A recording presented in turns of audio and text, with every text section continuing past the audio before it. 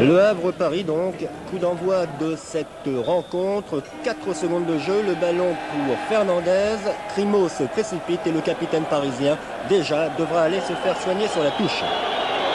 Entrée en matière dont on se serait bien passé vu le climat, disons, particulier entourant cette rencontre. Quelques heures auparavant, une dizaine de hooligans avaient été arrêtés à leur descente du train à la gare du Havre et toute la semaine, c'est sous la protection de policiers que les joueurs havrais s'étaient entraînés. Ce qui explique, à défaut de l'excuser, leur nervosité. Et le scénario du match ne va pas aller pour l'apaiser après un arrêt de Bats devant Crimo. Ce sont les Parisiens qui marquent les premiers. But de Poulain, 1-0 pour le Paris Saint-Germain après 20 minutes de jeu. Le ralenti permet de constater qu'il n'y a absolument pas hors-jeu de Fabrice Poulain, le nouvel international du Paris Saint-Germain qui avait déjà marqué à Auxerre un but décisif.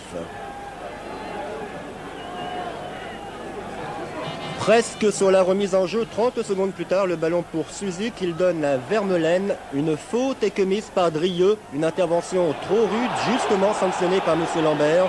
Les Havrais ne sont pas d'accord, ils contestent et il va s'écouler près de 4 minutes avec 2 avertissements au passage pour Sab et Guillochon entre le moment où la faute a été sifflée et celui où le coup franc est tiré par Suzy.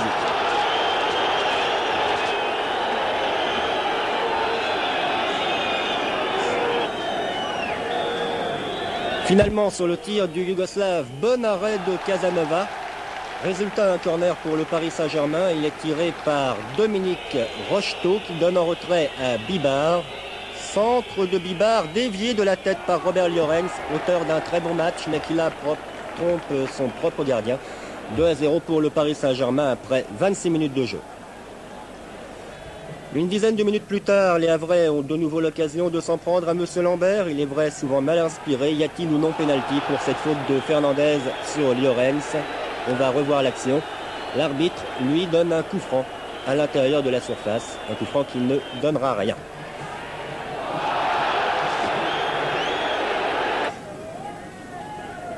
La deuxième période, maintenant, heureusement, elle sera totalement différente. Pendant une demi-heure, le jeu sera de remarquable qualité avec tout d'abord ce but superbe de Philippe Jacquet. Marqué 2 minutes après la reprise, ce but a le don de relancer les joueurs de Didier Noto qui vont alors s'exprimer de la plus belle des manières, c'est-à-dire en se jouant bien et en se créant des occasions. C'est donc Jacquet qui marque ce but. Bats et le B. Jacquet que l'on va retrouver très souvent dans les minutes à venir, c'est lui qui place ici une tête à côté. Ensuite, sa reprise s'écrase sur la transversale. Puis c'est Joël Bats, toujours devant Philippe Jacquet, qui réalise une bonne sortie.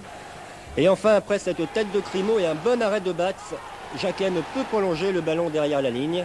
Là aussi, contestation des Havrais, pourtant le ballon c'est sûr, n'est pas rentré.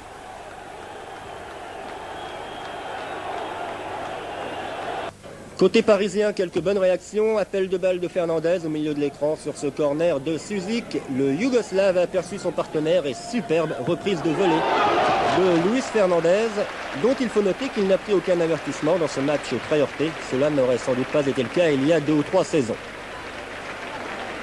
Et malheureusement, cette rencontre va se terminer par une expulsion. Robert Sab, qui avait donc déjà écopé d'un carton jaune, retient Suzik qui partait seul au but.